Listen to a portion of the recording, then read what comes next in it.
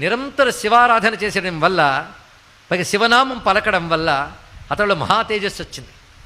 అందుకే గ్రహదోషంబులు దుర్నిమిత్తములు నీ కళ్యాణ నామంబు ప్రత్యహమున్ పేర్కొను ఉత్తమోత్తముల బాధింపగా నోపునే దహనున్ కప్పగజాలునే శలభ సంతానంబు నీ సేవ చేసి హతక్లేశులు కారుగాక జనముల్ శ్రీకాళహస్తీశ్వర అంటారు దుర్జటి మహాకవి.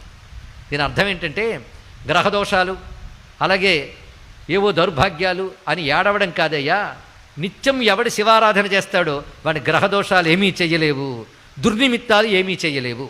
కర్మ కొద్దీ అవి చెయ్యడానికి వచ్చినా ఏమవుతాయి అంటే అగ్ని వైపు వెళ్ళిన మిడతలు ఎలా దగ్ధమైపోతాయో శివారాధకుడిని బాధించడానికి వచ్చినటువంటి గ్రహములు కూడా ఆ విధంగా భస్మవుతాయి తప్ప వాడిని బాధించలేవు అని దుర్జటి మహాకవి చెప్పారండి ఇక్కడ. అంతే కదా, అలాంటి వాడి మీద ప్రతికూలాలు ప్రయోగించిన అనుకూలంగా మార్చేస్తాడు.